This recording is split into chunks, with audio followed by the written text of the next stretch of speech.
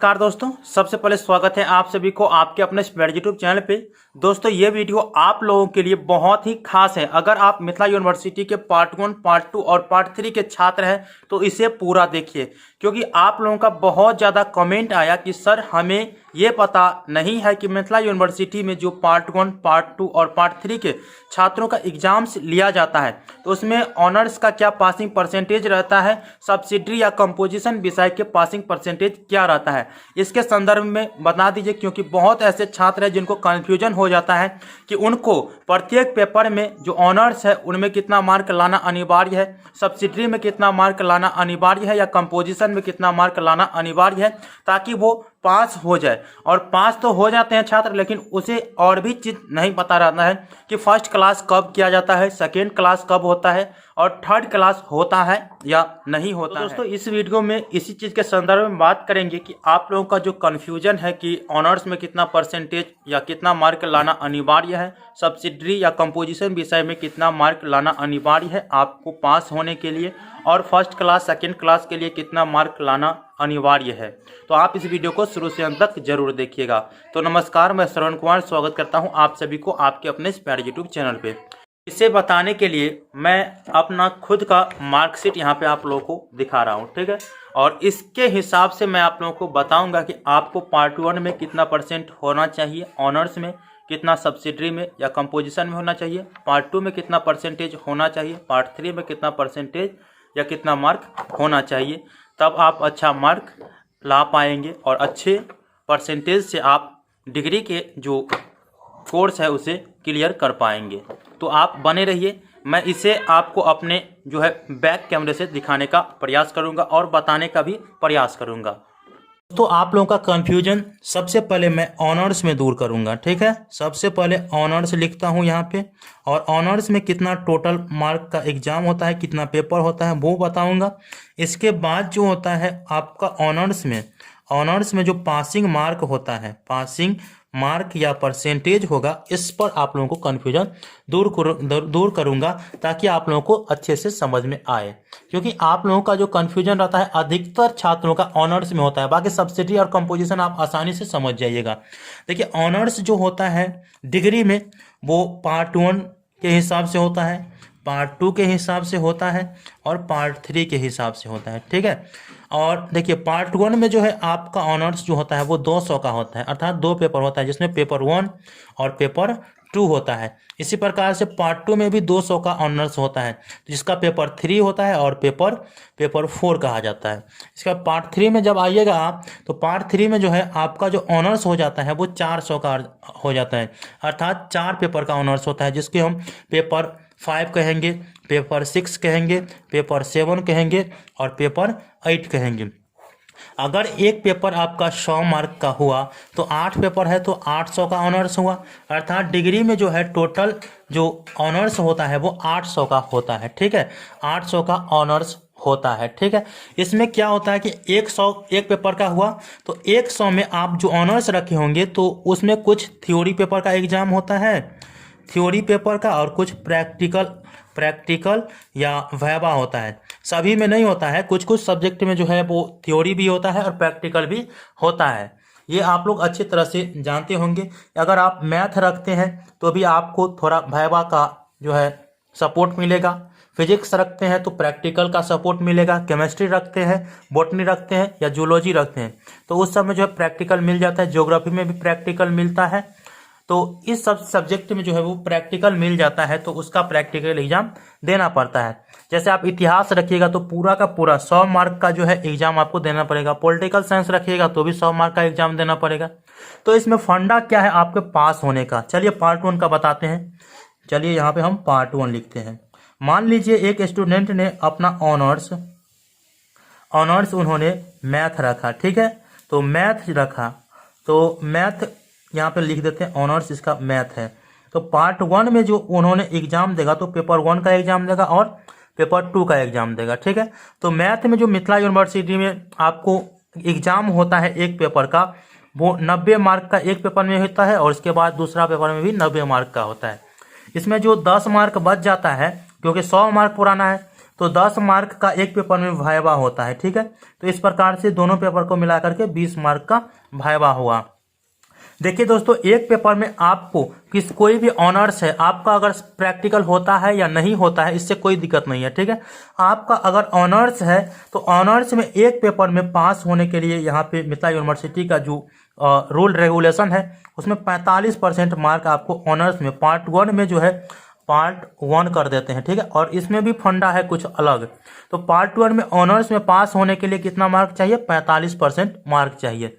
अब यहाँ पे देखिए, हम अगर ऑनर्स को देखें तो यहाँ पे कितना मार्क है? ये है आपका 90 और ये है 90। तो मैथ जो स्टूडेंट रखा है तो उनको 90 और 90 मार्क है, तो अर्थात 90 दूना 180 मार्क का पार्ट 1 में ऑनर्स हो गया। तो 180 का 45% निकाल लीजिए। तो चलिए मैं पहले 180 का 45% निकाल देता हूँ। तो 180 का 45% तो बराबर, अब क्या होगा? ये 0 से ये 0 कट गया, बचा कितना? इसके बाद ये कट गया, कितना बचा? तो यहाँ पे 9 बचा, इसके बाद यहाँ पे 2 बचा, इसके बाद इसको यहाँ से काट दीजिए, ठीक है। तो कितना हो गया? यहाँ पे इसका हो गया 9 दूना 18, 9 नम्मा 81। देखिए दोस्तों, पेपर 1 और पेपर 2 मिला करके 81 मार्क अगर आपको ऑनर्स में आ जाता है पार्ट 1 में तो आप पास हो गए, ठीक है, पास, ठीक है। ऑनर्स में 81 मार्क अगर आपको आ जाता है तो आप पास हो गए। अब 81 मार्क जैसे यहाँ पे पेपर 1 हुआ, ठीक है, पेपर 1, और यहाँ पे पेपर 2 हो गया। अब ये दोनों में कितना कितना मार्क आपको लाना पड़ेगा? देखिए, तो क्या होता है कि 45 मार्क लाए तो कुछ स्टूडेंट जो है वो एक पेपर में मान लीजिए कि 30 मार्क लाया, ठीक है। एक पेपर में उन्होंने 30 मार्क लाया और दूसरा पेपर में उन्होंने 56 मार्क ला लिया। कितना ला लिया? 56 मार्क ला लिया। तो ऑनर्स को जोड़ना है, प्रैक्टिकल को अभी भूल जाना है, ठीक है। तो ऑनर्स दोनों को जोड़िए, कितना आया? तो यहाँ पे हम जोड़ लेते हैं। तो 30 आया और 0 आया और 6 आया, तो 6 आया, 3 आया और 5 आया, तो 8 आया। तो इस प्रकार से इसका जो मार्क हो गया वो 86 मार्क हो गया, ठीक है। 86 मार्क लाना कितना था इसको? 81 मार्क। तो दोनों पेपर मिला करके उन्होंने 86 मार्क लाया, तो इसका जो रिजल्ट हो जाएगा ना वो पास हो जाएगा। अब कहिएगा सर कि ये तो 90 का 45% तो नहीं होता है, क्योंकि 90 का अगर हम 45% निकालते हैं एक पेपर का, 90 का 45% निकालते हैं तो कुछ इस प्रकार से इसका हो जाता है 9 से इसको 5 से काटते हैं तो 5 9 45 और इसके बाद ये 2 आ जाता है, 9 9 81 अर्थात 40.5 आता है। अर्थात 41 मार्क चाहिए एक पेपर में, लेकिन आया इसको कितना है? 30 मार्क। फिर भी इसको पास क्यों हो गया? तो यही फंडा है, ठीक है, यही फंडा है कि आपको 45 मार्क लाना है। 2 पेपर, पार्ट 1 में 2 पेपर है ना, तो दोनों पेपर मिला करके 45% मार्क लाना है।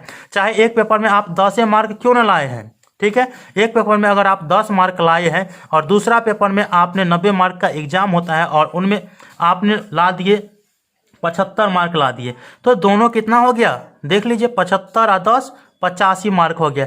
तो पर भी आप पास है इसमें, ठीक है। तो आप फंडा समझ लिए कि एक पेपर का अगर आपको अच्छे तरह से तैयारी है, उसमें अच्छा मार्क आ गया, और दूसरा पेपर में कम ही मार्क आया, 10 मार्क आया, 15 मार्क आया, 20 मार्क आया, तो पर भी आप पास है, ठीक है। फंडा आप लोग समझ गए, और नहीं समझे तो मैं अपना मार्कशीट यहाँ पे दिखा रहा हूँ, ठीक है। ये मिथिला यूनिवर्सिटी के डिग्री पार्ट 1, पार्ट 2 और पार्ट 3 के है, और मेरा जो ऑनर्स था वो मैथमेटिक्स है। ये मैं आप लोग को यहाँ पे दिखा देता हूँ, ठीक है। देखिए, थ्योरी पेपर का जो एग्जाम होता है वो 90 का होता है। आपके जो क्वेश्चन पेपर होगा उस पर दिखाई दे रहा होगा, ठीक है। इसके बाद प्रैक्टिकल या वाइवा होता है वो 20 मार्क का होता है, क्योंकि 10 इसमें से और 10 इसमें से, तो 20 मार्क हुआ। हमें थ्योरी में कितना चाहिए? 5 मार्क। तो 5 मार्क हमें थ्योरी में 81 चाहिए, और फंडा मैंने आप लोगों को बता दिए कि आपको दोनों मिला करके लाना है। पेपर 1 और पेपर 2 मिला करके 81 मार्क होना चाहिए। और इसमें आपको क्या चाहिए कि पेपर 1 में आपने 50 मार्क लाए और पेपर 2 में आपको 31 से 32 मार्क क्यों ना आया, लेकिन 81 मार्क पूरना चाहिए, ठीक है। इसके बाद आपको प्रैक्टिकल होगा ना, प्रैक्टिकल या वाइवा, तो आपको उसमें 9 मार्क होना अनिवार्य है, ठीक है। तो इसका भी 45% है। जी हाँ दोस्तों, 10 का 45% निकाला है, फिर 10 का 45% निकाला है, तो इस प्रकार से 9 मार्क उसको पास प्रैक्टिकल में पास होना अनिवार्य है। अब आप लोग ये फंडा आप लोग अच्छे तरह से समझ गए होंगे, ठीक है। और मेरा जो ऑब्टेन मार्क है थ्योरी में एक पेपर में 50 है और दूसरा में 55 है, और मुझे जो प्रैक्टिकल या वाइवा दिया है वो 18 मार्क दिया है। इस प्रकार से हमारा जो ऑनर्स है वो 123 मार्क हो गया है, ठीक है। तो आप लोगों का ये परसेंटेज समझ में आ गया। सेम वही कंडीशन है पार्ट 2 में। क्या करेंगे, पार्ट 2 में भी उसी प्रकार से आपको करना है कि पार्ट 2 में भी उसी प्रकार से करना है कि दोनों पेपर मिला करके। पार्ट 1 तो आप अच्छी तरह से पास कर गए, अब ऑनर्स में अगर आप पार्ट 2 में रहेंगे तो वही फंडा मिलाना है, क्योंकि ऑनर्स भी पार्ट 2 में वही होगा जो आपने पेपर 1 पेपर 2 दिए होंगे। तो पार्ट 2 में भी 2 पेपर, जिसमें पेपर 3 और पेपर 4 होता है। तो इस प्रकार से आप 81 मार्क जो है पार्ट 2 में भी लाएंगे, 81 मार्क। तो दोनों पेपर में कम बेसी रहेगा तो भी आप पास। इसके बाद पार्ट 3 है। पार्ट 3 में 400 का एग्जाम होता है, तो 400 का 45% आपको निकालना है। जी हाँ दोस्तों, 400 का 45% आपको निकालना है, और जितना मार्क आएगा टोटल जोड़कर अगर वो मार्क 45% पूर जाता है या उससे आगे पूर जाता है और किसी पेपर में आपको कम मार्क भी आ गया है तो आप पास हो जाएंगे, ठीक है, पास हो जाएंगे। अब देखिए, आपका पार्ट 1 और पार्ट 2 पार्ट 3 ऑनर्स आपको समझ में आ गया होगा कि आपका जितना मार्क का थ्योरी पेपर है, थ्योरी में 45% आना चाहिए ऑनर्स में, और सब्सिडरी को छोड़ करके जो आपका प्रैक्टिकल या वाइवा है ऑनर्स का वो 45% होना चाहिए। अब यहाँ पे मैं आप लोगों को एक चीज़ बता देना चाहता हूँ, सब्सिडरी के बारे में बात करते हैं। तो यहाँ पे मैं सब्सिडरी में आपको कुछ भी हो सकता है। सब्सिडरी भी 100 का होता है। तो चलिए 100 का ही बारे में बात कर लेते हैं, ठीक है। तो 100 का सब्सिडरी होता है। एक स्टूडेंट ने सब्सिडरी में मान लीजिए कि ज्योग्राफी रखा है, ठीक है। ज्योग्राफी में प्रैक्टिकल भी होता है और थ्योरी भी होता है। तो चलिए मैं अभी प्रैक्टिकल भूल जाता हूं क्योंकि आप लोगों को कन्फ्यूजन हो जाएगा प्रैक्टिकल में। तो 100 मार्क का एग्जाम हो गया, तो 100 में जो है आपको 33% मार्क लाना अनिवार्य है। सब्सिडरी या कंपोजिशन में 33% मार्क लाना अनिवार्य है।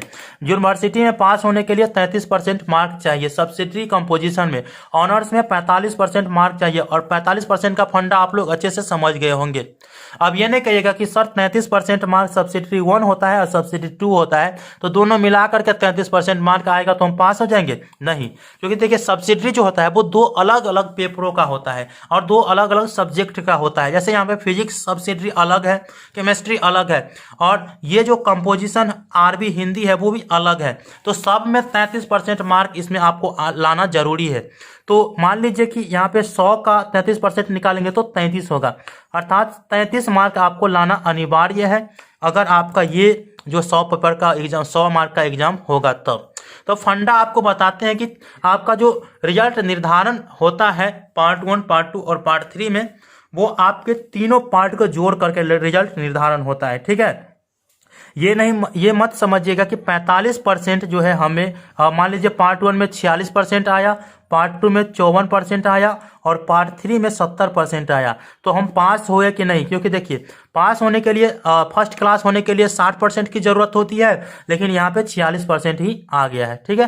तो 46% आया तो ये तो सेकेंड क्लास यहाँ पे निर्धारित कर रहा है। इसके बाद यहाँ पे भी 60% नहीं पूरा तो ये भी सेकेंड क्लास हो रहा है, और यहाँ पे 70% तो ये फर्स्ट क्लास हो रहा है। तो ये ऐसा हो रहा है यहाँ पे, लेकिन ये रिजल्ट जो निर्धारण होता है वो यहाँ से होता है। परसेंटेज आपको कुछ भी रहे मैनेज किया जाता है। 800 का 60% निकाला जाता है, ठीक है।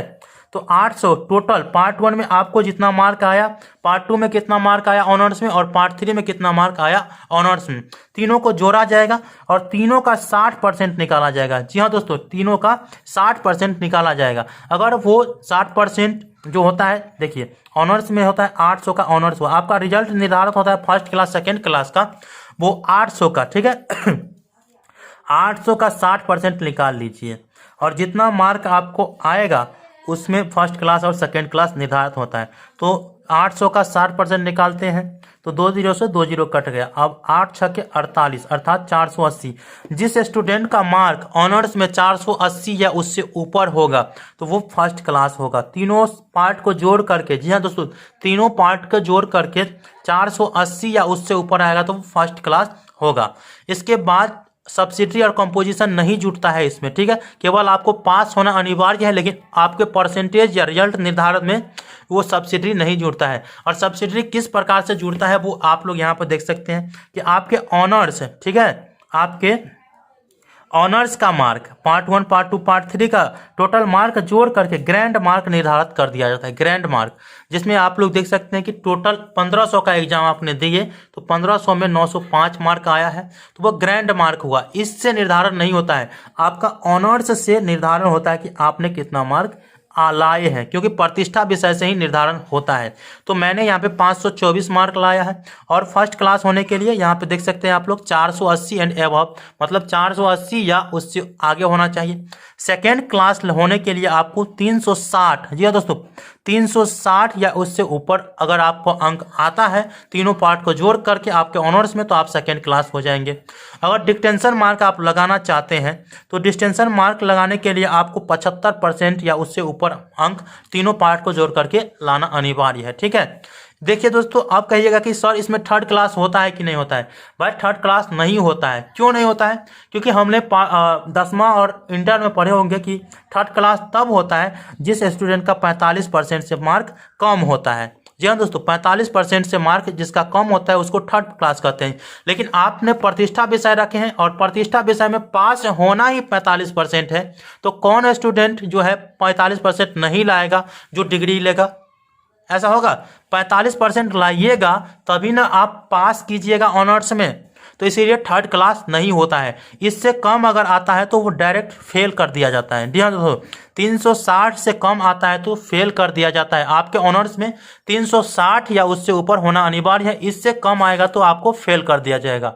तो आई होप कि आप लोगों को ये पूरा फंडा समझ में आ गया होगा कि ऑनर्स में आपको किस प्रकार से मार्क लाना है और सब्सिडी में किस प्रकार से मार्क लाना है। ऑनर्स में आपको दोनों पेपर को मिला करके 45% मार्क लाना है। ठीक है, दोनों पेपर को मिला करके, और सब्सिडी में 33% मार्क अलग अलग पेपरों से लाना है।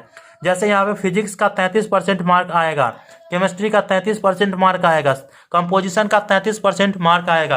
तो इस प्रकार से आपका अगर मार्क आता है तो आप अच्छे से पास है। ठीक है, आपको कोई कंफ्यूजन नहीं होगा। और ये वीडियो बहुत ही लंबा हो चुका है और मैंने सोचा कि आप लोगों को डॉट्स क्लियर कर दूं, फिर भी डॉट्स रह गया होगा तो मैं कभी अच्छा से बोर्ड पे, अपने जो व्हाइट बोर्ड है उस पर अपने हिसाब से मैं आप लोगों को बताने का प्रयास करूंगा। तो आई होप कि आप लोगों को अच्छा लगा होगा। मिलते हैं अगले वीडियो में, तब तक के लिए धन्यवाद। जय हिंद, जय भारत।